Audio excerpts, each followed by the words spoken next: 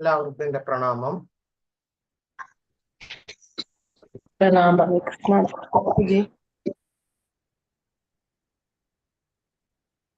ഓം അജ്ഞാനാതിമിരാന്തസ്യ ജ്ഞാനാഞ്ജനശലാകയാ ചക്ഷുരുന്മീലിതം യേന തസ്മൈ ശ്രീഗുരവേ നമഃ. ശ്രീചൈതന്യമനോഭീഷ്ടം സ്ഥാപിതം യേന ഭൂതലേ സ്വയം രൂപഗതാ മഹ്യം ദദാതി സ്വപദാന്തികം. വന്ദേഹം ശ്രീഗുരോ ശ്രീയുതപദകമലം ശ്രീഗുരുൻ വൈഷ്ണവാംശ്ച ശ്രീരൂപം സാഗ്രജാതം സഗണരഘുനാഥാന്വിതം തം സജീവം സാദ്വൈതം സാവധൂതം പരിജനസഹിതം കൃഷ്ണചൈതന്യദേവം ശ്രീരാധാകൃഷ്ണപാദാൻ സഗണലളിതാ ശ്രീവിശാഖാന്വിതാംശ്ച.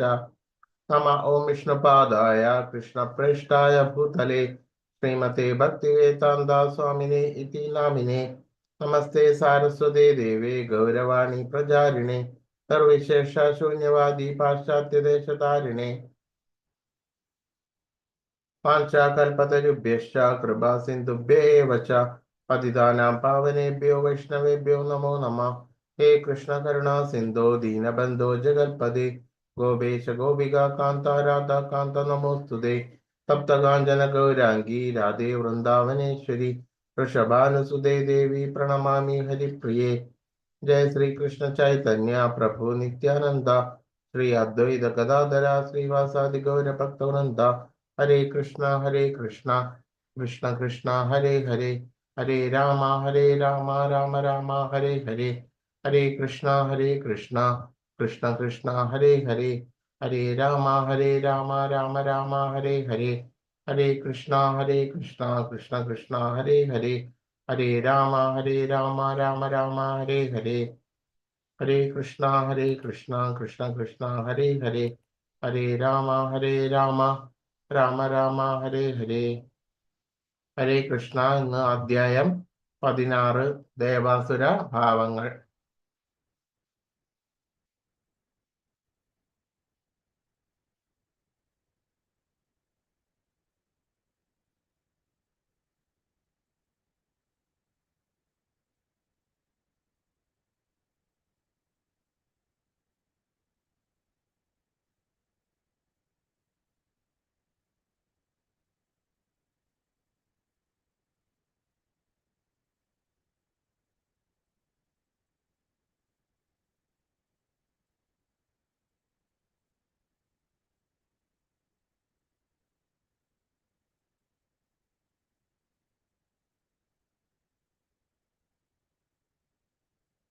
ശ്രീഭഗവാനുവാച അഭയം സത്വസംശുദ്ധർ ജ്ഞാനയോഗവ്യവസ്ഥിതി ദാനം തമശ്ച യജ്ഞശ്ച സ്വാധ്യായസ്തപ ആർജവം അഹിംസ സത്യമക്രോധ ത്യാഗശാന്തിരപൈശുനം ദയാഭൂതേഷു ലോലുപ്ത്വം മാർദ്ദവം ഹ്രീരചാപലം തേജക്ഷമാ ധൃതിഃ ശൗച അദ്രോഹാനാതിമാനിത ഭവന്തി സമ്പദം ദേവി അഭിജാതസ്യ ഭാരത.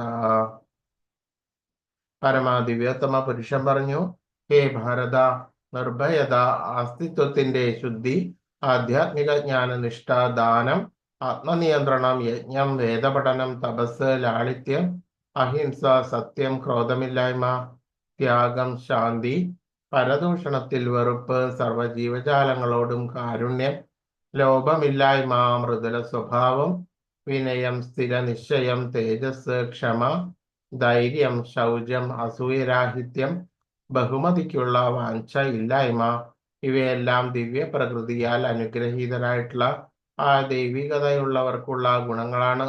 അപ്പോൾ ഇത്തരത്തിലുള്ള ദൈവിക ഗുണങ്ങൾ നമ്മൾക്ക് ലഭിക്കുവാൻ വേണ്ടിയിട്ട് ശരിയാവണ്ണം ആശ്രയിക്കുകയാണെങ്കിൽ ആ ഭഗവാനിലുള്ള ദൈവികമായിട്ടുള്ള ആ ഗുണങ്ങളെല്ലാം തന്നെ നമ്മളിൽ വന്ന് നിറയും. ആ ശരിയാവണ്ണം ഉള്ള കൃഷ്ണബോധത്തോടു കൂടിയിട്ടുള്ള ആ ഭഗവത് സേവനം ചെയ്ത് മുന്നോട്ട് പോകുമ്പോൾ ആ തരത്തിലുള്ള ഭഗവാനിലുള്ള ദൈവികമായിട്ടുള്ള ഗുണങ്ങളെല്ലാം നമ്മളിലേക്ക് എത്തുന്നു. അതായത് ശുദ്ധി, ബാഹ്യ ശുദ്ധിയും ആന്തരികമായിട്ടുള്ള ശുദ്ധിയും വന്നു ചേരുന്നു. ആധ്യാത്മികമായിട്ടുള്ള ജ്ഞാന നിഷ്ഠ, ബാഹ്യശുദ്ധി എന്ന് പറയുമ്പോൾ സ്നാനം, അതിനുശേഷം ആന്തരികമായിട്ടുള്ള ശുദ്ധി എന്ന് പറയുന്നത് എന്താണ്? നമ്മളുടെ ചിന്ത, പ്രവൃത്തി, ബുദ്ധി ഇതെല്ലാം തന്നെ ഹൃദിത്വം എന്ന് പറഞ്ഞാല് നമ്മൾ ചിന്തിക്കുന്നത് പോലെ തന്നെ പ്രവർത്തിക്കുക, ശരിയായിട്ടുള്ള ചിന്ത, ശരിയാവണ്ണമുള്ള ആധ്യാത്മികമായിട്ടുള്ള ജ്ഞാനത്തോടു കൂടിയിട്ട് ഉള്ള പ്രവർത്തനം, ഇതാണ് ശരിയാവണ്ണമുള്ള സ്വാധ്യായം. ഇതെല്ലാം എന്തിന് ഇതാണ്? ആഭ്യന്തരമായിട്ടുള്ള ശുദ്ധിക്ക് ഉതകുന്നതാണ്. ആധ്യാത്മികമായിട്ടുള്ള ജ്ഞാന നിഷ്ഠ, ദാനം, ആത്മനിയന്ത്രണം, യജ്ഞം, വേദപഠനം, തപസ്, ലാളിത്യം, അഹിംസ. അഹിംസ എന്ന് പറയുമ്പോൾ ഒരു വിധത്തിലുള്ള മൃഗങ്ങളെ കൊന്നിട്ട് ഭക്ഷിക്കാതിരിക്കുക, അത്തരത്തിലുള്ള മാംസഭോജനം നിഷിദ്ധമാണ്. ലാളിത്യം, എല്ലാ തരത്തിലുള്ള പ്രവർത്തനങ്ങളിലും ലാളിത്യം. തപസ്, പലതരത്തിലുള്ള ഭഗവാന് വേണ്ടിയിട്ട് പലതരത്തിലുള്ള ഇഷ്ടഭോജ്യങ്ങളും പദാർത്ഥങ്ങളും ത്യജിച്ചിട്ട് ഉള്ള പ്രവർത്തനം. ശരിയാവണ്ണമുള്ള വ്രതങ്ങളെല്ലാം ഏകാദശി, ചാതുർമാസ്യം മുതലായുള്ള വ്രതങ്ങളെല്ലാം എടുക്കുന്നത്. വേദപഠനം, ശരിയാവണ്ണമുള്ള സ്വാധ്യായം.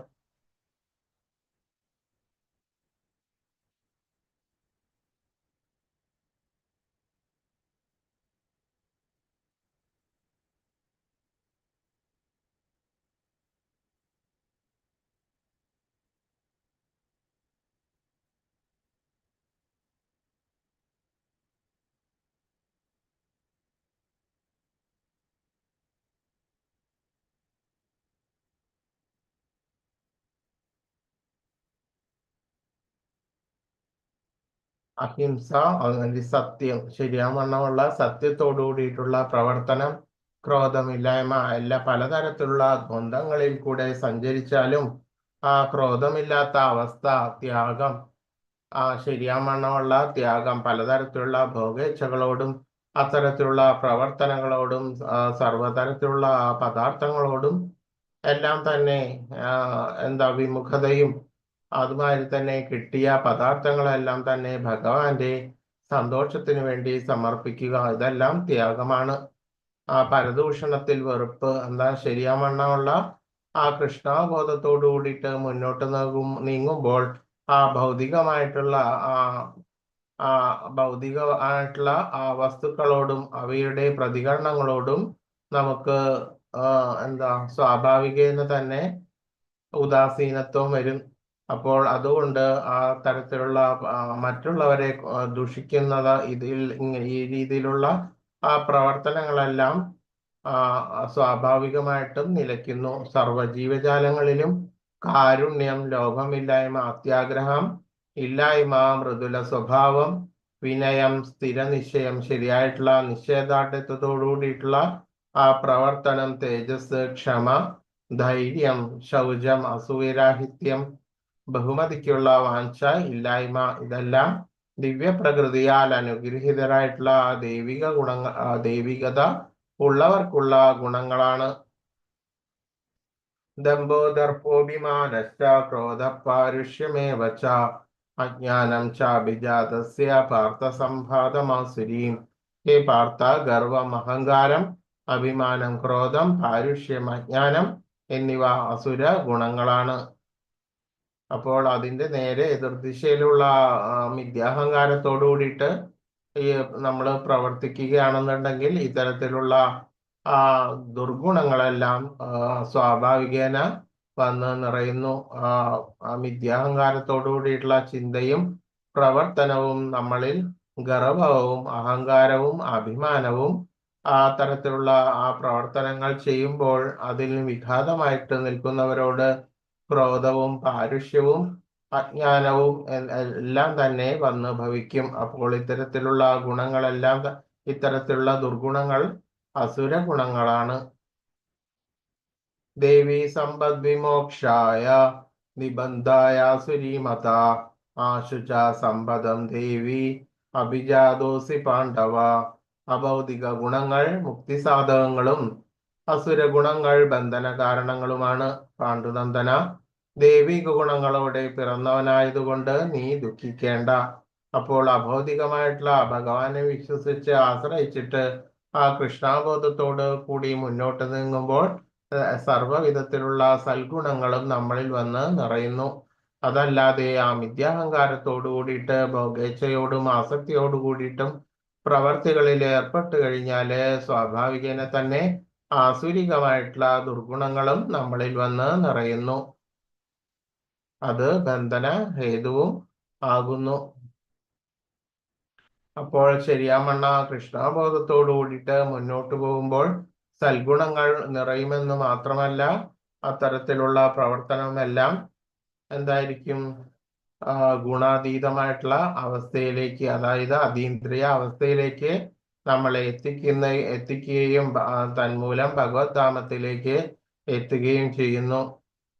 സൂരികമായിട്ടുള്ള ഗുണങ്ങൾ അവരാകട്ടെ ആ ഭൗതിക ബന്ധനത്തിൽ സ്ഥിരമായിട്ട് ഏർപ്പെട്ട് പോവുകയും ചെയ്യുന്നു. ആ ജീവചക്രത്തിൽ കിടന്ന് ഉഴറുകയാണ് ചെയ്യുക. ഭാഭൂതൗ സർഗൗ ലോകേസ്മിൻ ദൈവ ആസുര ഏവ ച ദൈവോ വിസ്തരശ പ്രോക്ത ആസുരം പാർത്ഥ മേ ശൃണു.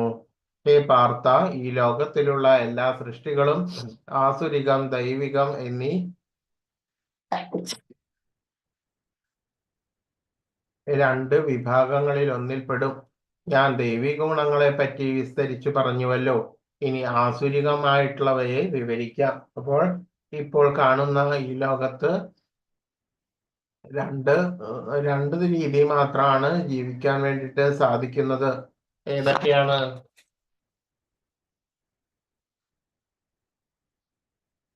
രണ്ട് ഗുണങ്ങളിൽ ജീവിക്കാൻ പറ്റുള്ളൂ. ഏതൊക്കെയാണ്? പറയൂ.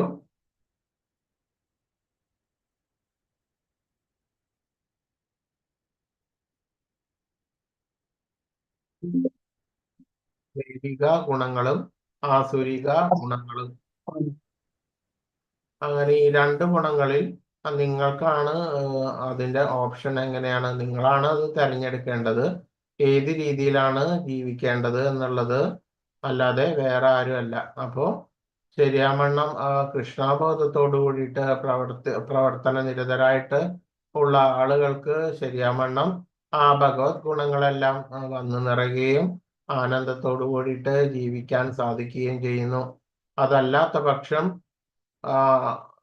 തോന്നുന്ന വിധം, മനസ്സിന് തോന്നുന്ന വിധം ഒരു നിയന്ത്രണവുമില്ലാതെ ജീവിക്കുന്ന ഒരു ആളുകൾ, അത്തരത്തിലുള്ള വ്യക്തികൾക്ക് എല്ലാ തരത്തിലുള്ള ദുർഗുണങ്ങളും വന്ന് നിറയുന്നു, സ്വാഭാവികമായിട്ട് വന്ന് നിറയുന്നു. അപ്പോൾ നിങ്ങളാണ് ആരാണോ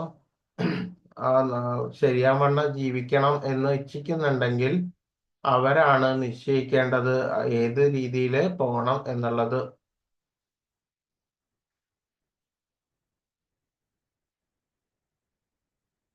പ്രവൃത്തിഞ്ച നിവൃത്തിഞ്ച ജനാന വിദുരാസുര ന ശൗചം നാപി ചാചാരോ ന സത്യം തേഷു വിദ്യതേ.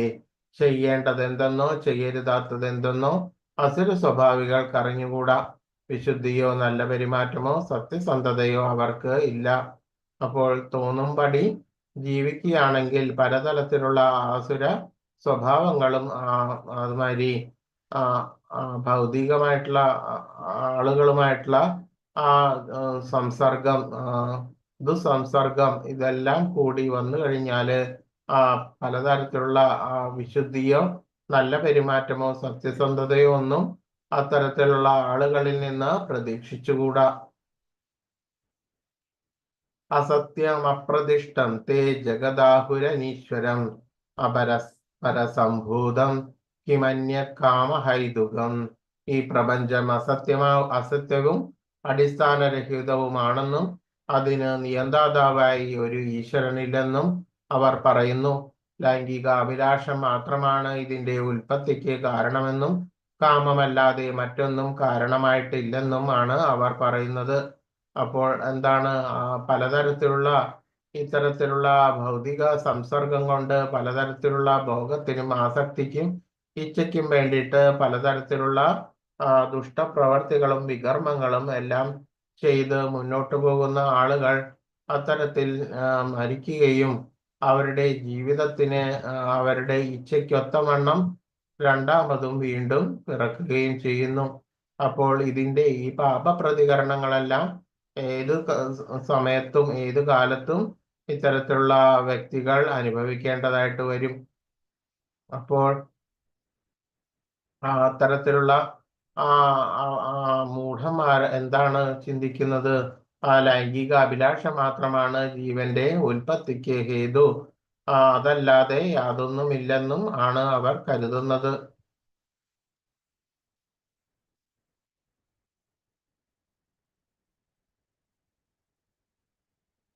ഏതാം ദൃഷ്ടിമവൃഷ്ടഭ്യ നഷ്ടാത്മാനോൽപബുദ്ധയ പ്രഭവന്ത്യുഗ്രകർമാണ ക്ഷയായ ജഗദോഹിത. ഈ നിഗമനങ്ങളെ പിന്തുടർന്ന് സ്വയം നഷ്ടപ്പെട്ടവരും അസുരന്മാരുമായിട്ടുള്ള ഈ അല്പബുദ്ധികൾ ലോകനാശകരങ്ങളായിട്ടുള്ള ആ കൊടും ക്രിയകളിൽ ഏർപ്പെടുന്നു. അപ്പോൾ ഭഗവാനെ കുറിച്ച് ശരിയാവണ്ണം അറിയുന്നതിന് ശ്രമിക്കാതെയും പലതരത്തിലുള്ള ദുസ്സംസർഗത്തിനോട് എല്ലാം കൂടിയിട്ട് സ്വയം നഷ്ടപ്പെട്ട അസുരന്മാരായിട്ടുള്ള ഈ അല്പബുദ്ധികൾ ലോകനാശകരമായിട്ടുള്ള കൊടും ക്രിയകളിൽ ഏർപ്പെടുന്നു. ഭഗവാൻ എന്ന തത്വത്തിൽ നിന്ന് ഒഴിഞ്ഞു മാറുകയാണെങ്കിൽ എന്താണ് ഉണ്ടാവുക? പലതരത്തിലുള്ള ദുസ്സംസർഗങ്ങളും പലതരത്തിലുള്ള ദുരാചാരങ്ങളും പലതരത്തിലുള്ള ശരിയായിട്ടുള്ള അല്ല ആസുരികമായിട്ടുള്ള ആ ഗുണങ്ങളെല്ലാം ഒരുവനിൽ വന്ന് ദുർഗുണങ്ങളെല്ലാം ഒരുവനിൽ വന്ന് നിറയുന്നു. മാമാശ്രിത്യ ദുഷ്പൂരം ദംഭമാനമദാന്യത മോഹാഗൃഹീത്വ സത്ഗ്രാഹാൻ പ്രവർത്തന്തേഷു ജിവ്രത. അടക്കാനാവാത്ത കാമം, പൂണ്ടും ദമ്പം, ദുരഭിമാനം എന്നിവയിൽ മുഴുകി വ്യാമോഹിതരുമായിട്ടുള്ള അസുര സ്വഭാവികൾ ക്ഷണികമായതിനാൽ ആകൃഷ്ടരായിട്ട് പല വൃത്തിഹീനമായിട്ടുള്ള കർമ്മങ്ങൾ ചെയ്തു വരുന്നു. അടക്കാനാവാത്ത കാമം എന്ന് പറയുമ്പോൾ പലതരത്തിലുള്ള ആഗ്രഹങ്ങൾ കൊണ്ട് ഈ ഭൗതികവാദികൾ ഒരാഗ്രഹം നിവർത്തിച്ചു കഴിഞ്ഞാൽ അടുത്ത ആഗ്രഹങ്ങളുടെ പിന്നാലെ പോകുന്നു. അത്തരത്തിലുള്ള അടക്കാനാവാത്ത ആഗ്രഹങ്ങൾ പൂണ്ടും പലതരത്തിലുള്ള അത്യാഗ്രഹങ്ങൾ എല്ലാം ആഗ്രഹങ്ങളെല്ലാം മനസ്സിൽ വച്ചും കൊണ്ട് അത്തരത്തിലുള്ള പ്രവർത്തികൾ മുഴുകി വ്യാമോഹിതരായിട്ടുള്ള അസുര സ്വഭാവികൾ ക്ഷണികമായിട്ടുള്ള ഈ പരിണാമ വിധേയമായിട്ടുള്ള ഈ ഭൗതിക ലോകത്തിൽ ആകൃഷ്ടരായിട്ട് പലതരത്തിലുള്ള വൃത്തിഹീനമായിട്ടുള്ള കർമ്മങ്ങൾ ചെയ്തു വരുന്നു. അപ്പോൾ നമ്മൾ എന്താണ് വിചാരിക്കേണ്ടത്? ഈ ഭൂമി എന്തായാലും ക്ഷണികവും പരിണാമ വിധേയമാണ്. അപ്പോൾ ഈ ഒരു ക്ഷണികവും പരിണാമ വിധേയമായിട്ടുള്ള ഈ ഭൂമിയിൽ എന്ത് തന്നെ പ്രവർത്തികൾ ചെയ്താലും ഏത് ഭൗതിക ഇച്ഛ ചെയ്താലും ഇതെല്ലാം തന്നെ പരിണാമ വിധേയമായിക്കൊണ്ടേയിരിക്കുകയാണ്. ഇതൊന്നും ശരിയാവണ്ണം ശാശ്വതമായിട്ടുള്ള അവസ്ഥയിലേക്ക് ഒരു ജീവാത്മാവിനെ കൊണ്ട് എത്തിക്കുന്നില്ല എന്ന് മനസ്സിലാക്കിയിട്ട് നമുക്ക് നിയതമായിട്ടുള്ള നമ്മളുടെ കർമ്മം ഭഗവത് ഇച്ഛയോടുകൂടി ചെയ്തുകൊണ്ട് മുന്നോട്ട് പോവുകയാണ് ശരിയാവണ്ണമുള്ള മാർഗം. അപ്പോൾ പലതരത്തിലുള്ള ദ്വന്ദ്ങ്ങളെല്ലാം സഹിക്കേണ്ടതായിട്ട് വരും. അപ്പോൾ മാനം, അപമാനം, നിരാശ, കോപം, വെറുപ്പ് എല്ലാ തരത്തിലുള്ള പാപ പ്രതികരണങ്ങളിൽ നിന്നും ഒരുവന് മുക്തനാകേണ്ടതുണ്ട്. അങ്ങനെ ശരിയാവണ്ണം നവവിധ ഭക്തിയുത സേവനം, നവവിധ ഭക്തിയിലെ പ്രവർത്തനവും ശരിയാവണ്ണം കൃഷ്ണാവബോധത്തോടു കൂടിയിട്ടുള്ള ഭക്തിയുത സേവനം ചെയ്തിട്ട് മുന്നോട്ട് പോവുകയാണ് ശരിയായിട്ടുള്ള മാർഗം. അപ്പോൾ പലതരത്തിലുള്ള ദമ്പം, ദർപ്പം, ദുരഭിമാനം ഇതെല്ലാം ഒരു പുരാണത്തില് ദക്ഷ പ്രജാപതിയുടെ കഥയില് കാണാം. ദക്ഷ പ്രജാപതി ഭഗവാനോടുള്ള വെറുപ്പ് നിമിത്തം പലതരത്തിലുള്ള അഹങ്കാരവും ദുരഭിമാനവും എല്ലാം കൊണ്ട് ഉള്ള ഒരു പ്രവർത്തനമാണ് ഉണ്ടായിരുന്നത്. അപ്പോൾ അതിൻ്റെ ഏറ്റവും പാരമ്യമായിട്ടുള്ള ആ സ്ഥിതിയിൽ ഒരു യാഗം ചെയ്യുകയും തൻ്റെ ദമ്പവും അഭിമാനവും ഇതെല്ലാം കാണിക്കുന്നതിന് വേണ്ടിയിട്ട് ഒരു യാഗം നടത്തി. അതിന് സകല ദേവന്മാരെയും ക്ഷണിക്കുകയും മഹാദേവനെ ക്ഷണിക്കാതിരിക്കുകയും ചെയ്തു. അപ്പോൾ എല്ലാ സമയത്തും എല്ലാ കാലത്തും ഈ ദക്ഷ പ്രജാപതി മഹാദേവനെ അപമാനിച്ചുകൊണ്ട് ഇരുന്നു. അപ്പോൾ ദക്ഷ പ്രജാപതിയുടെ മകളായിട്ടുള്ള സതീദേവിയാണ് മഹാദേവന്റെ പത്നി. അപ്പോൾ ഇവരെയൊന്നും ക്ഷണിക്കാതെയും അതിനുശേഷം എന്താണ് സ്വന്തം പിതാവിന്റെ യാഗസമയത്ത് സ്വന്തം പിതാവിന്റെ വീട്ടിലേക്ക് വരുന്ന ആ സതീദേവി അപമാനം മൂലം ആ യാഗത്തിൽ ചാടി മരിക്കുകയാണ് ചെയ്തത്. അപ്പോൾ ദമ്പവും ദർപ്പത്തിന്റെയും പാരമ്യതയിലെത്തിയ ആ ദക്ഷ പ്രജാപതിയെ ശിവൻ ശിക്ഷിച്ചിട്ട് ശിരസ് അറുത്തിട്ട് അതിനു പകരം ഭൂതഗണങ്ങൾ ഭഗവാന്റെ ഭൂതഗണങ്ങൾ ശിരസ് അറുത്തിട്ട് ശിവൻ എന്ത് ചെയ്തു? പകരം ഒരു ആടിന്റെ തല കൊണ്ടുവച്ചു.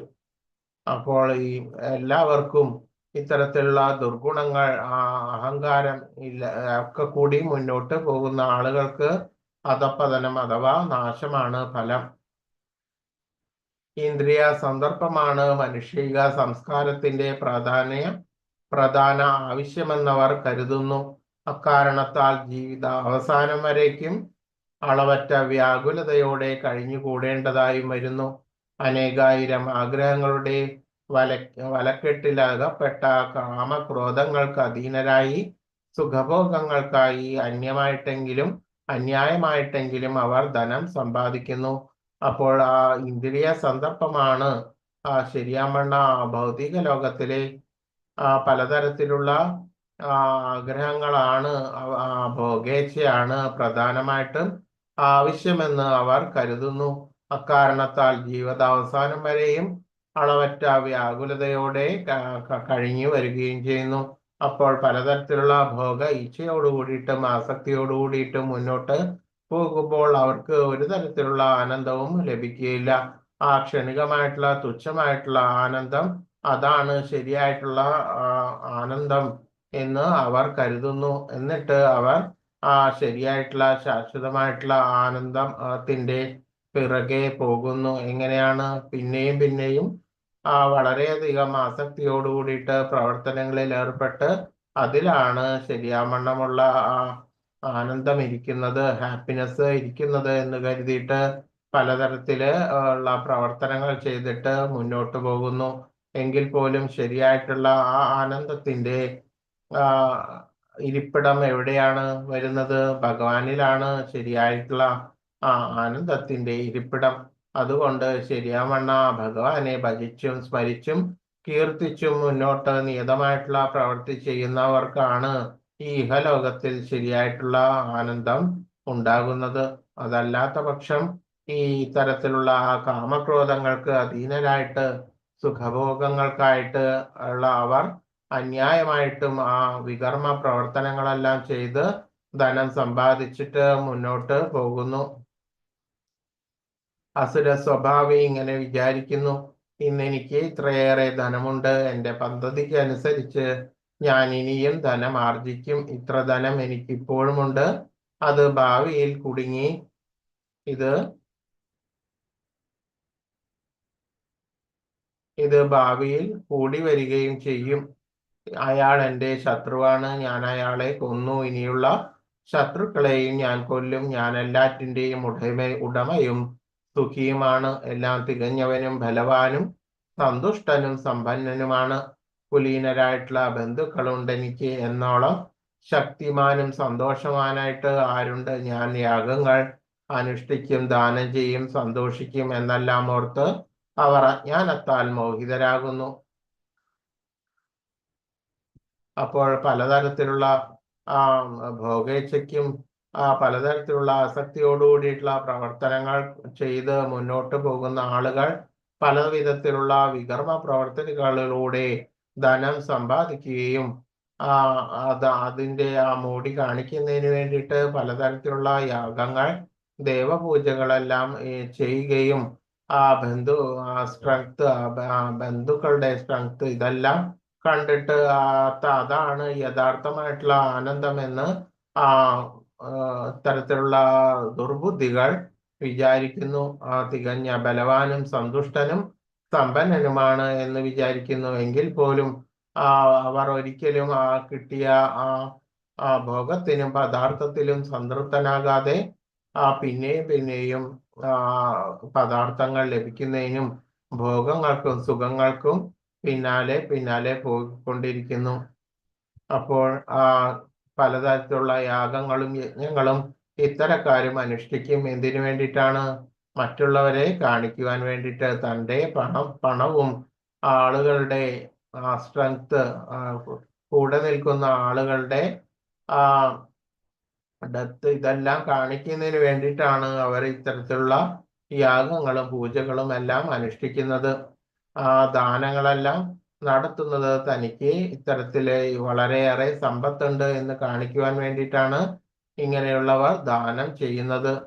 അപ്പോൾ ഇതെല്ലാം അജ്ഞാനത്തിൽ നിന്ന് വരുന്ന പ്രവർത്തനങ്ങളാണ്.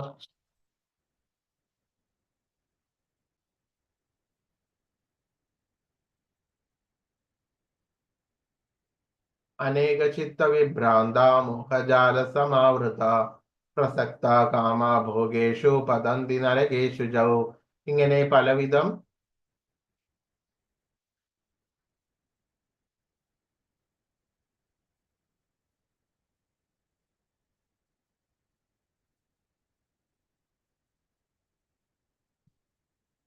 പലവിധം ആകാംക്ഷകളിൽപ്പെട്ട് വലഞ്ഞും വ്യാമോഹത്തിന്റെ വലയിൽ കുടുങ്ങിയും ഇന്ദ്രിയ സുഖങ്ങളിൽ അത്യാസക്തരായി അവർ നരകത്തിൽ വീഴുന്നു. അപ്പൊ പലതരത്തിലുള്ള വികർമ്മ പ്രവർത്തനങ്ങളും തൻ്റെ ആഗ്രഹങ്ങൾക്ക് വിഘാതമായി നിൽക്കുന്ന ആളുകളെ കൊല്ലുകയും ഹിംസിക്കുകയും അവരെ ചതിക്കുകയും വഞ്ചിക്കുകയും ചെയ്ത് ജീവിതം മുന്നോട്ട് നീങ്ങുന്ന ആളുകൾ പലതരത്തിലുള്ള ഇന്ദ്രിയ സുഖങ്ങളാൽ അത്യാസക്തരായിട്ട് അവർ പലതരത്തിലുള്ള നരകങ്ങളിൽ വീഴുന്നു. നിഷേധികളും സ്വയം സംതൃപ്തരുമായി സമ്പത്ത്, ദുരഭിമാനം ഇവയാൽ വ്യാമോഹിതരായി അഹങ്കാരത്തോടെ അവർ ചിലപ്പോൾ വൈദിക വിധികൾ അനുസരിക്കാതെ തന്നെ പേരിന് ചില യജ്ഞങ്ങൾ അനുഷ്ഠിക്കാറുണ്ട്.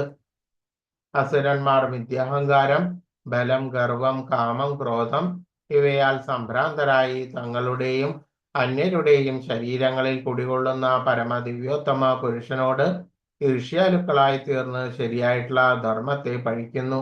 അപ്പോൾ ഇത്തരത്തിലുള്ള ദുർഗുണങ്ങളായിട്ടുള്ള ആളുകൾ മിഥ്യാഹങ്കാരം, ബലം, ഗർവം, കാമം, ക്രോധം ഇവയെല്ലാം സംഭ്രാന്തരായിട്ട് തങ്ങളുടെയും അന്യരുടെയും ശരീരങ്ങളിൽ കുടികൊള്ളുന്ന ഭഗവാനോട് ഈർഷ്യാലുക്കളായിട്ട് തീർന്ന് ശരിയായിട്ടുള്ള ധർമ്മത്തെ, സത്തുക്കളെ എല്ലാം നിഷേധിക്കുകയും ശരിയായിട്ടുള്ള ധർമ്മത്തെ നിഷേധിക്കുകയും ചെയ്യുന്നു.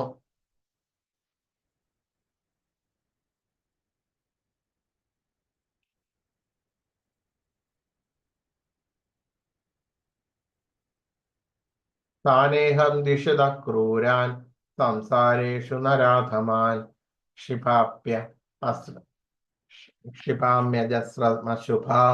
ആസുരീഷ്വേവയോനിഷു. ഈർഷ്യാലുക്കളും ദുർബുദ്ധികളുമായിട്ടുള്ള ഈ മനുഷ്യാധമന്മാരെ ഭൗതിക ജീവിത സാഗരത്തിലെ ആസുരികമായിട്ടുള്ള യോനികളിൽ തന്നെ വീണ്ടും വീണ്ടും ജനിപ്പിക്കുന്നു. അപ്പോൾ ഇത്തരത്തിലുള്ള ദുരഭിമാനങ്ങളും ഈർഷ്യാലുകളുമായിട്ടുള്ള വികർമ്മങ്ങൾ ചെയ്തിട്ട് മുന്നോട്ട് പോകുന്ന മനുഷ്യ അധമന്മാർ എന്ത് ചെയ്യും? മരണശേഷം ഭൗതിക ജീവിത സാഗരത്തിൽ വീണ്ടും പുതിയ ഒരു ഒരു ദേഹമെടുത്തിട്ട് അധമ യോനികൾ അഥവാ ആസുരികമായിട്ടുള്ള യോനികളിൽ വീണ്ടും വീണ്ടും ജനിക്കുന്നു.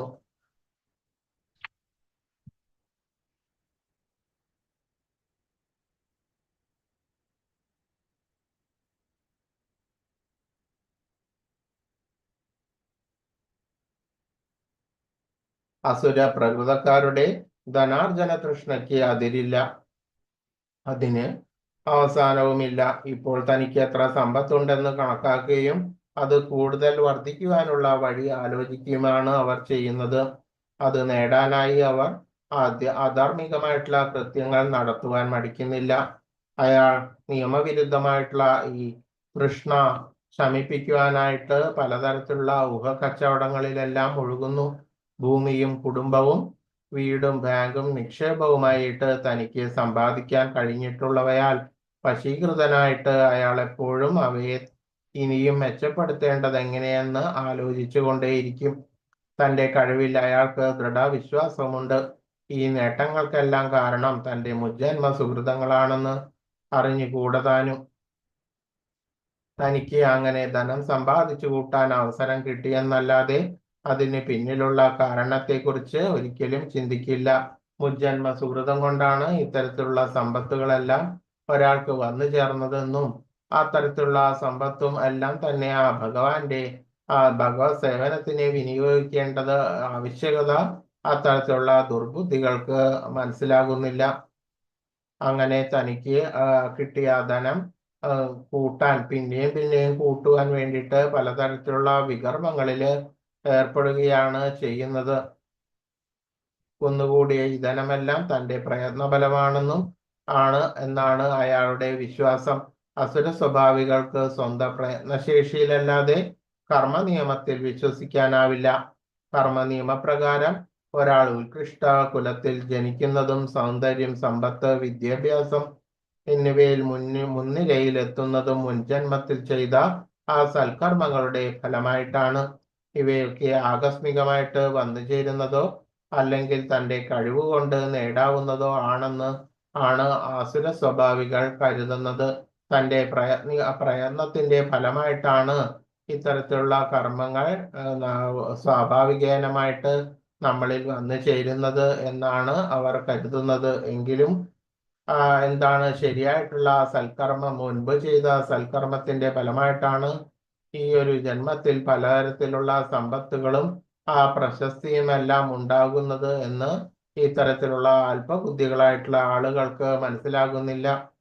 അപ്പോൾ ശരിയാവണ്ണം ഉള്ള പുണ്യങ്ങളുടെ എല്ലാം ഫലമാണ് ഭോഗങ്ങൾ, പലതരത്തിലുള്ള ഭോഗങ്ങൾക്കെല്ലാം അനുഭവിക്കുന്നതിന് ഹേതു.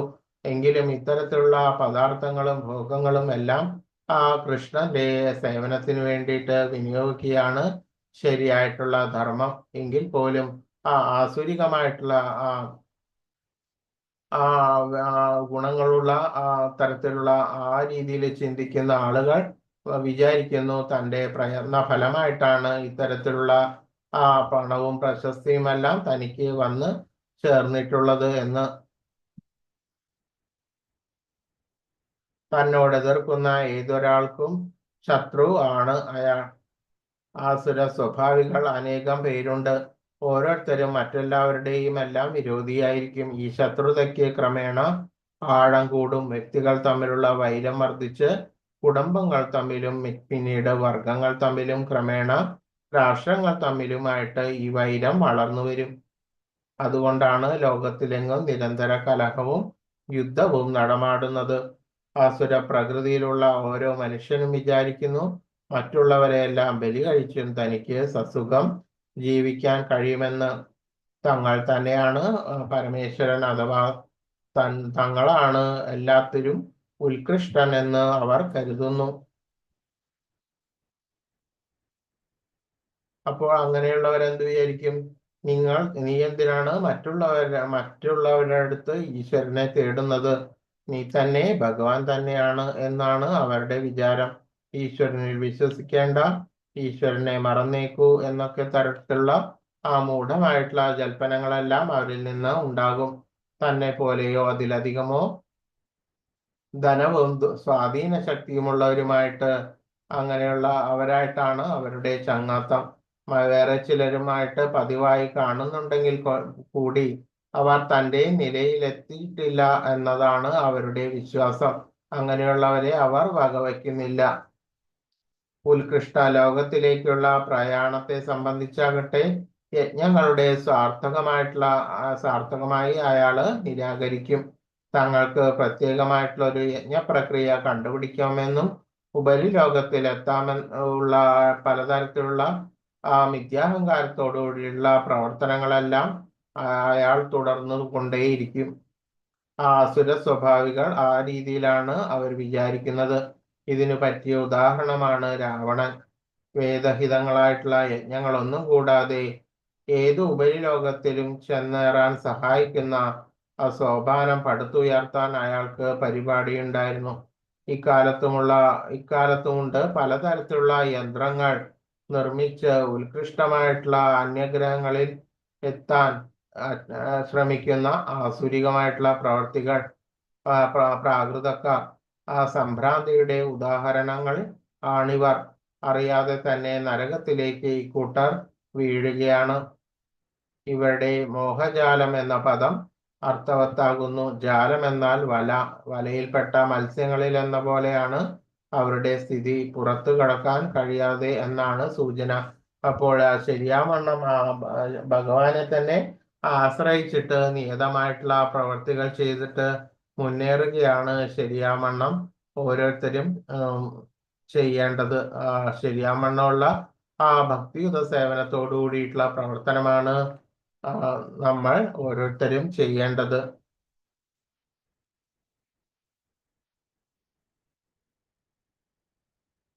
ആസുരീം യോനിമാപന്ന മൂഢാ ജന്മനി ജന്മനി മാമപ്രാപ്തേവ കൗന്ദേയ തതോ യാന്ത്യതമാം ഗതിം.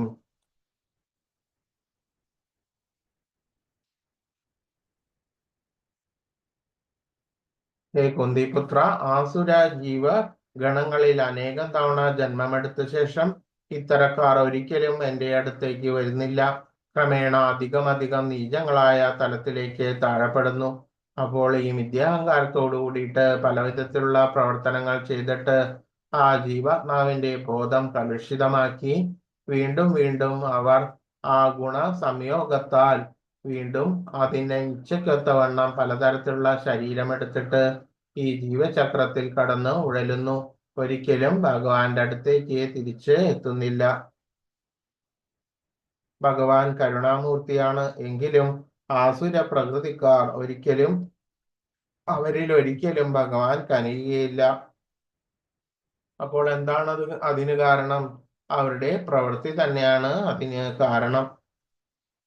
അവർ ജന്മം തോറും രാക്ഷസീയ ഗർഭങ്ങളിൽ പിറന്ന് ഭഗവത് കരുണയ്ക്ക് പാത്രീഭവിക്കാതെ അധികം അധപ്പതിച്ച് അവസാനം പൂച്ച, നായ, പന്നി എന്നിവയുടെ ശരീരം കൈക്കൊള്ളുന്നു. വരുംകാല ജന്മങ്ങളിൽ ഒരിക്കലും അവർക്ക് ഭഗവത് കരുണ ലഭിക്കാനിടയില്ലെന്ന് വ്യക്തമാകുന്നുണ്ട്. അപ്പോൾ അത്തരക്കാർ നായ, പന്നി എന്നീ വർഗങ്ങളിലേക്ക് താഴ്ന്നു പോകുന്നുവെന്ന് വേദങ്ങളും പറയുന്നു. ഈ അസുരവർഗത്തോട് കനിവില്ലാത്ത ഈശ്വരനെ എങ്ങനെയാണ് സർവദയാലു എന്ന് കരുതാമെന്ന വാദം ഇവിടെ സംഗതമത്രേ. അപ്പോ ഭഗവാന് എല്ലാവരിലും സമദൃഷ്ടിയാണ് ഉണ്ടാകുന്നത്. എങ്കിലും ഭഗവാനിൽ നിന്ന് അകന്നു പോകുന്നത് ആരാണ്? മനുഷ്യരാണ്. ഭഗവാനിൽ നിന്ന് അകന്നു പോയിട്ട് പലതരത്തിലുള്ള ഇച്ഛയ്ക്കും ഭോഗത്തിന് അനുസരിച്ച് വികർമ്മങ്ങൾ ചെയ്തിട്ട് താഴോട്ട് അധപ്പതിക്കുന്നത്. അപ്പോൾ അത്തരത്തിലുള്ള അധപ്പതിച്ചിട്ടുള്ള ആ ജീവാത്മാവിനോട് എന്താണ് ദയ ഇല്ലാത്തത്? എങ്ങനെയാണ് ഭഗവാന് ദയ ഉണ്ടാകുന്നത് എന്ന് പറഞ്ഞിട്ട് അപ്പൊ കാര്യമില്ല. എന്താണ്? അവനവൻ തന്നെയാണ് അവനവനെ അധപ്പതിപ്പിക്കുന്നത്. അസുര ഗുണങ്ങളെ ജീവിതത്തിന്റെ അധോ തലത്തിലേക്കാണ് അത്തരത്തിലുള്ള ഗുണാധിക്യമുള്ള ആളുകൾ വരുന്നത്. ഭഗവാനാൽ കൊല്ലപ്പെട്ടവർ മുക്തി നേടുമെന്ന് വൈദിക ഗ്രന്ഥങ്ങളിൽ പറഞ്ഞിട്ടുണ്ട്. രാവണൻ, കംസൻ, ഹിരണ്യകശിപു എന്നിവരെ കൊല്ലുന്നതിനായി ഭഗവാൻ പല വിധത്തിലുള്ള അവതാരങ്ങൾ എടുത്തതായി ഉദാഹരണമുണ്ട്. തന്നാൽ കൊല്ലപ്പെടുവാൻ ഭാഗ്യമുണ്ടായ അസുര സ്വഭാവികളോട് അദ്ദേഹം കനിക കാണിച്ചു. അത് അഹേതുകമായിട്ടുള്ള ഭഗവാന്റെ കരുണ കൊണ്ടാണ് ഇത്തരത്തിലുള്ള ദുർബുദ്ധികൾക്കും കൂടിയിട്ട് ശരിയാവണ്ണം മുക്തി പദത്തിലേക്ക് എത്തുവാൻ സാധിക്കുന്നത്.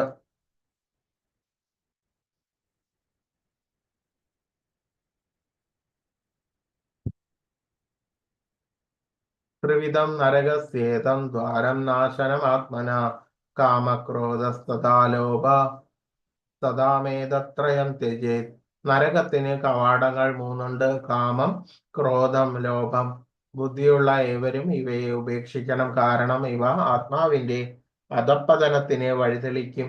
അപ്പൊ പലതരത്തിലുള്ള ആഗ്രഹങ്ങൾ കൂടി നടക്കുന്ന ആളുകൾ ആ ആ പലതരത്തിലുള്ള ഭോഗത്തിനും ഇച്ഛയ്ക്കും വേണ്ടിയിട്ട് ഉഴറി നടക്കുകയാണ് ഈ ഭൗതിക ലോകത്ത്. അപ്പോൾ അതിന് വിഘാതമാകുന്ന പ്രവർത്തനങ്ങൾ, ആ അതിനെതിരെയായിട്ട് ആരാണോ വരുന്നത് അവരുടെ മേൽക്ക് ക്രോധം ഉണ്ടാവുകയും പിന്നെ അത് പലതരത്തിലുള്ള വികർമ്മങ്ങളിലേക്ക് അത് നയിക്കുകയും ചെയ്യുന്നു. അതുകൂടാതെ പിന്നെയും പിന്നെയും അത്യാഗ്രഹങ്ങൾ നിമിത്തം പലതരത്തിലുള്ള ഭോഗപ്രവർത്തികളിലും ഇത്തരത്തിലുള്ള കുബുദ്ധികൾ ഏർപ്പെടുന്നു. അപ്പോൾ ബുദ്ധിയുള്ള എല്ലാവരും ഇവയെ ഉപേക്ഷിക്കണം, കാരണം ഇവ ആത്മാവിന്റെ അധപ്പതനത്തിലേക്ക് വഴിതെളിയിക്കും. അസുര ജീവിതത്തിന്റെ ആരംഭം എങ്ങനെയാണെന്ന് ഇതിൽ കൂടെ മനസ്സിലാക്കാം. ആ നരകത്തിന്റെ കവാടങ്ങളാണ് കാമം, ക്രോധം, ലോഭം. ഇതാണ് ഒരു മനുഷ്യന്റെ അധപ്പതനത്തിന് ഹേതുവാകുന്നത്. ഇതാണ് അസുര ജീവിതത്തിന് വേണ്ടിയിട്ട് ആളുകൾ തെരഞ്ഞെടുക്കുന്ന 3 ഭാവങ്ങൾ.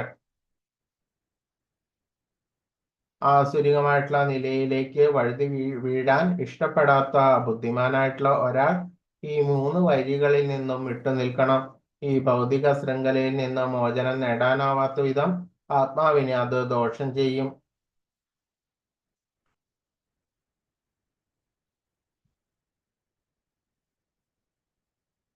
ഏതേർവിമുക്ത കൗന്ദേയ പ്രമാദോരേ സ്ത്രീഭിർനര ആചാരത്യാത്മനശ്രേയ തതോ യാതി പരാംഗതിം.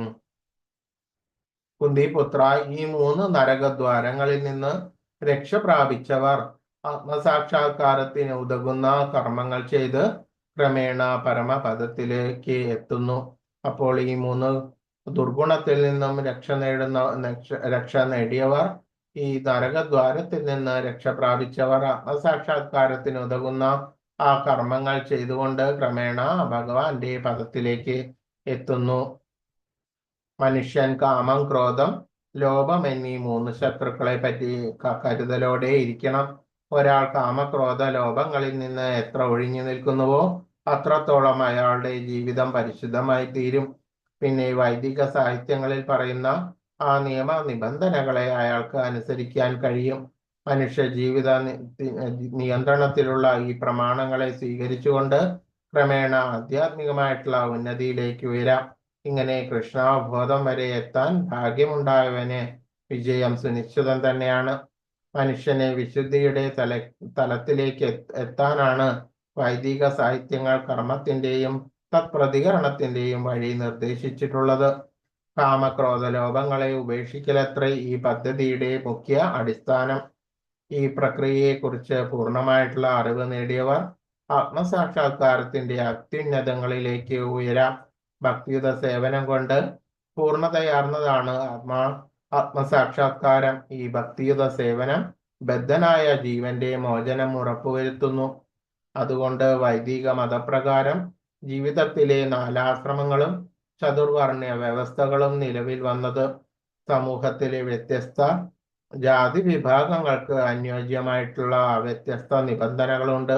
അവയനുസരിച്ച് ജീവിക്കുന്നവർ സ്വാഭാവികമായിട്ട് ആധ്യാത്മിക സാക്ഷാത്കാരത്തിന്റെ ഉത്കൃഷ്ടതയിലേക്ക് ഉയർത്തപ്പെടും. അവർ മുക്തരാകുമെന്നതിന് സംശയമില്ല. അപ്പോൾ ഓരോരുത്തർക്കും വിധിച്ചതായിട്ടുള്ള കർമ്മങ്ങൾ അവരുടെ ഗുണത്തിനും ബുദ്ധിക്കും അനുസരിച്ചിട്ടാണ് ഓരോരുത്തരും അവരുടേതായിട്ടുള്ള കർമ്മം തിരഞ്ഞെടുക്കുന്നത്. അത്തരത്തിലുള്ള ആ കർമ്മം തിരഞ്ഞെടുത്തു കഴിഞ്ഞാല് അവരെന്ത് ചെയ്യണം? നിയതമായിട്ടുള്ള ആ കർമ്മം ഭഗവത് ബുദ്ധിയോട് കൂടിയിട്ട് കൃഷ്ണാബോധത്തോടു കൂടിയിട്ട് ചെയ്യേണ്ടതാണ്. അങ്ങനെ വരുമ്പോൾ അത് അതീന്ദ്രിയ തലത്തിലേക്ക് എത്തുകയും ഭഗവത് ധാമത്തിലേക്ക് എത്തുവാൻ ഹേതുവായിട്ട് തീരുകയും ചെയ്യുന്നു.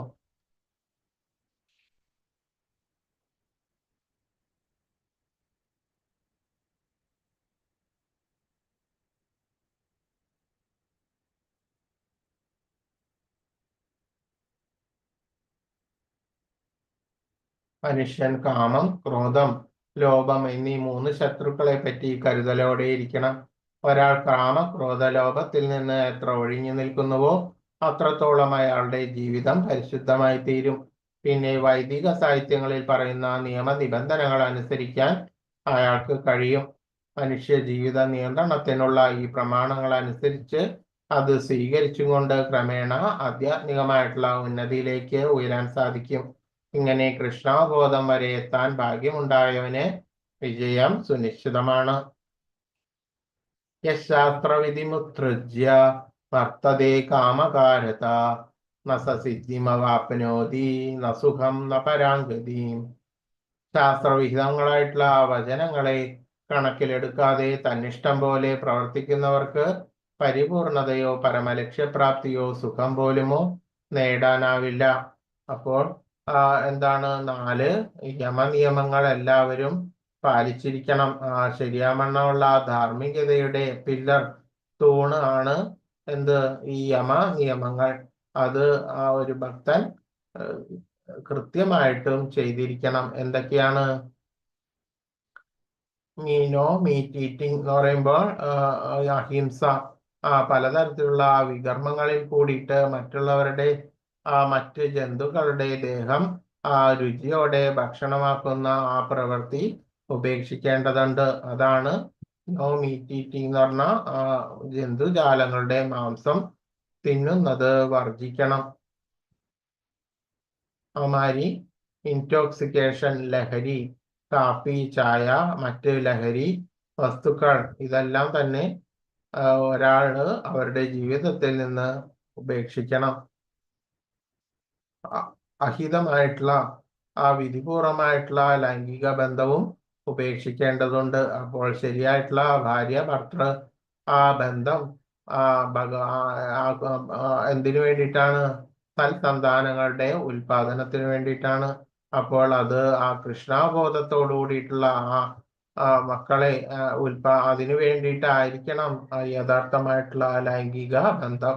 അല്ലാത്തത് എല്ലാം തന്നെ അവിഹിതമായിട്ടുള്ള ലൈംഗിക ബന്ധമാണെന്ന് കരുതപ്പെടുന്നു. അപ്പോൾ അത്തരത്തിലുള്ള രീതികളും ഉപേക്ഷിക്കേണ്ടതാണ്. അതിനുശേഷം ഗാംബ്ലിംഗ്, പലതരത്തിലുള്ള പണം ഇടപാടുകൾ. അപ്പോൾ കാശ് കടം കൊടുക്കുകയും വാങ്ങുകയും അതില് പലിശ, അതുമാതിരി ഊഹക്കച്ചവടം, 2 ഇപ്പോൾ ഇൻട്രസ്റ്റ്, ഇപ്പോൾ കുറച്ച് ഡെപ്പോസിറ്റ് ചെയ്തിട്ട് പിന്നെ അതിൻ്റെ ഇരട്ടി തിരിച്ചു കിട്ടാവുന്നത് ചിലപ്പോൾ കാശ് അങ്ങനെ അപ്പോൾ എന്തായിരിക്കും ഇതിൽ നിന്ന് നമ്മൾക്ക് എപ്പോഴും പണത്തിനെ കുറിച്ചിട്ടായിരിക്കും ചിന്ത. അപ്പൊ അതുകൊണ്ട് അത്തരത്തിലുള്ള പ്രവർത്തനങ്ങളിൽ നിന്നെല്ലാം ഒഴിഞ്ഞ് നിൽക്കേണ്ടതാണ്.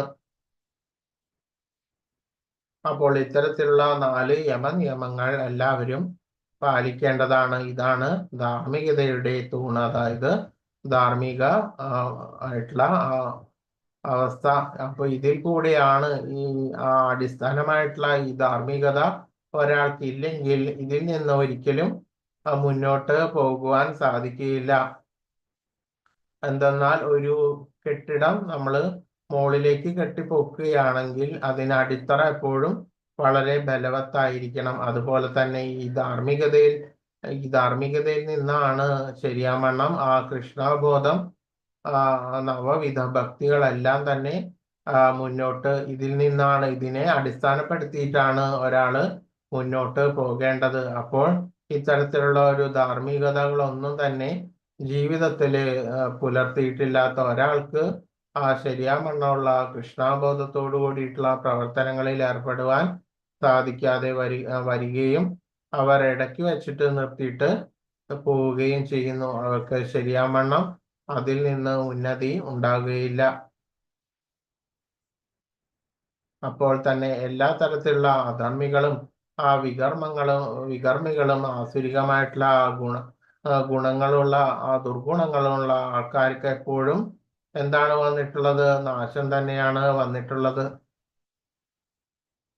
അപ്പോൾ നമ്മളെ തന്നെയാണ് ഉദ്ധരിക്കേണ്ടത്. നമ്മൾ തന്നെയാണ് നമ്മളുടെ ശത്രുവും ബന്ധുവും. അപ്പോൾ നമ്മൾ ഏത് രീതിയിലാണ് നമ്മൾ ജീവിക്കേണ്ടത് എന്ന് നമ്മൾ തന്നെയാണ് അറിയേണ്ടത്.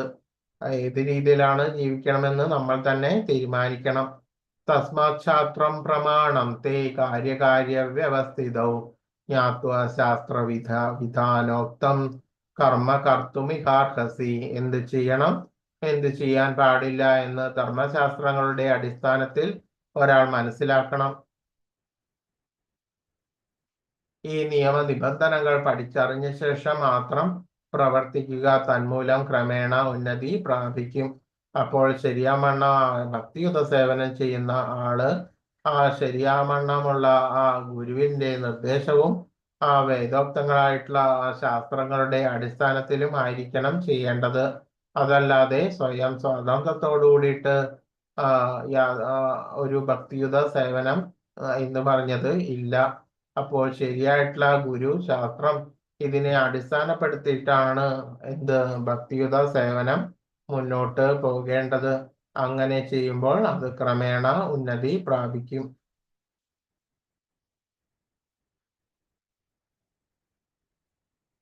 ഭഗവത്ഗീതയിലൂടെ കൃഷ്ണനെ അറിയുകയും കൃഷ്ണാവബോധം ഉൾക്കൊള്ളുകയും ചെയ്ത് ഭക്തിയുത സേവനത്തിൽ മുഴുകുന്നവൻ വേദസംഹിതകൾക്ക് നൽകാവുന്നത്ര അത്യുത്കൃഷ്ട ജ്ഞാനമത്രയും നേടിക്കഴിഞ്ഞു. ശ്രീ ചൈതന്യ മഹാപ്രഭു ഈ പ്രക്രിയയെ അത്യന്തം ലളിതമാക്കിയിട്ടുണ്ട്. അപ്പോൾ ഭഗവത്ഗീതയുടെ യിലൂടെയാണ് ഭഗവാനെ അറിയുകയും കൃഷ്ണനെ അറിയുകയും കൃഷ്ണാവബോധം ഉൾക്കൊള്ളുകയും ചെയ്തിട്ട് ആ ഭക്തിയുത സേവനത്തിൽ മുഴുകുന്നവർക്ക്, അത്തരത്തിൽ ജീവിക്കുന്നവർക്ക് ആ വേദത്തിലൂടെ അറിയാവുന്നതെല്ലാം തന്നെ നേടിക്കഴിഞ്ഞു എന്ന് മനസ്സിലാക്കാം. അപ്പോൾ അതിനും ലളിതമായിട്ട് ഈ കലിയുഗത്തില് ശ്രീ ചൈതന്യ മഹാപ്രഭു ഈ പ്രക്രിയയെ വളരെയധികം ലളിതമാക്കിയിട്ട് ഹരേ കൃഷ്ണ മഹാമന്ത്രം, ഹരേ കൃഷ്ണ കൃഷ്ണ കൃഷ്ണ ഹരേ ഹരേ, ഹരേ രാമ രാമ രാമ ഹരേ ഹരേ എന്ന മഹാമന്ത്രം ജപിക്കുവാനും ഭഗവത് സേവനത്തിൽ ഭക്തിപൂർവം ഏർപ്പെടുവാനും ഭഗവത് പ്രസാദം ഭക്ഷിക്കുവാനും ജനങ്ങളോട് ഉപദേശിച്ചു. അപ്പോൾ ശരിയാവണ്ണം 16 മാല മിനിമം കുറഞ്ഞത് അത്രയും ഒരാള് ജപിക്കേണ്ടതുണ്ട്. 16 മാല, ഒരു മാലയില് 108 മണികളുണ്ട്. അപ്പോൾ അങ്ങനെ 16 മാല മിനിമം ജപിക്കണം. അപ്പം നിങ്ങൾ ആദ്യം തന്നെ 16 മാല ചിലപ്പോൾ ജപിക്കാൻ പറ്റിയില്ലേക്കും, 1 2 മാല ജപിക്കണം. അത് കഴിഞ്ഞ് പിന്നെ ഗ്രാജുവലി കൂട്ടി കൊണ്ടുവരണം. അങ്ങനെ ആ ഭഗവത് സേവനത്തില് ഭക്തിപൂർവം ഏർപ്പെട്ടിട്ട് സജ്ജന സാധുസംഘം, അതിനുശേഷം ഭഗവാന് നിവേദിച്ച നിവേദ്യം ഭോഗം ഇതെല്ലാം ഭക്ഷിക്കുകയും ഇങ്ങനെ ചെയ്യുമ്പോൾ ആ ഭഗവാന് നിവേദിച്ച ആ പ്രസാദത്തിൽ നിന്ന് ഉള്ള ആ മഹിമ കൊണ്ട് എന്താണ് നമ്മളുടെ ബോധം ഉത്കൃഷ്ടമാകുകയാണ് ചെയ്യുന്നത്. അപ്പോൾ നമ്മളുടെ അന്നത്തിന്റെ അംശമാണ് നമ്മളുടെ മനസ്സായിട്ട് വരുന്നത്. അപ്പോൾ അതിൽ നിന്ന് എന്താണ് ഒരാള് ഇപ്പോൾ ഏകാദശി, നിർജ്ജല ഏകാദശിയൊക്കെ എടുക്കുമ്പോൾ എന്തായിരിക്കും മുഴുവൻ സമയവും അതല്ലെങ്കിൽ നിർജ്ജല ഏകാദശിയോ അല്ലെങ്കിൽ നിങ്ങൾക്ക് ആഹാരം കിട്ടാത്ത ഏതെങ്കിലും ഒരു അവസ്ഥ ഒരിക്കലും ഉണ്ടായി എന്ന് വിചാരിക്കട്ടെ. അപ്പോൾ എന്തായിരിക്കും, രാവിലെ മുതൽ വൈകുന്നേരം വരെ ഭക്ഷണം കഴിക്കാത്ത അവസ്ഥയിൽ എന്തുണ്ടാവും? പറയൂ, എന്തുണ്ടാവും?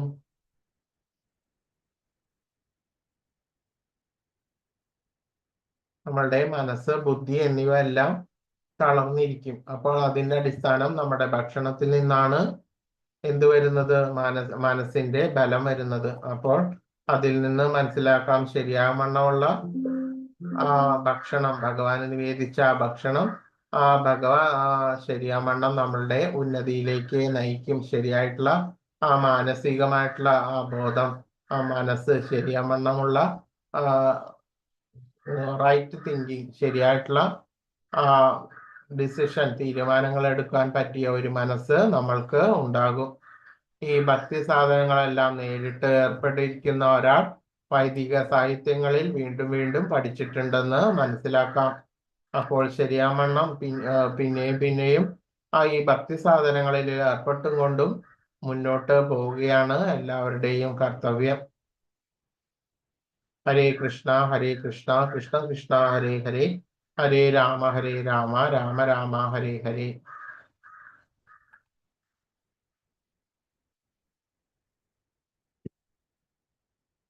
ഹരേ കൃഷ്ണ. അപ്പോ 16-ാമത്തെ അധ്യായം കഴിഞ്ഞു. അപ്പോ അടുത്ത ദിവസം 17-ാമത്തെ അധ്യായമാണ്. അപ്പോൾ ഈ ടോപ്പിക്കിൽ എന്തെങ്കിലും അറിയാനുണ്ടെങ്കിൽ ചോദിക്കാം. ഹരേ കൃഷ്ണ. വാഞ്ചാകൽപതരുഭ്യശ്ച കൃപാ സിന്ധുഭ്യേവ ച പതിതാനാം പാവനേഭ്യോ വൈഷ്ണവേഭ്യോ നമോ നമഃ. ശ്രീ ആനന്ദകോടി വൈഷ്ണവേഭ്യോ നമഃ. ശ്രീല പ്രഭുപാദ് കി ജയ്. ഹരേ കൃഷ്ണ.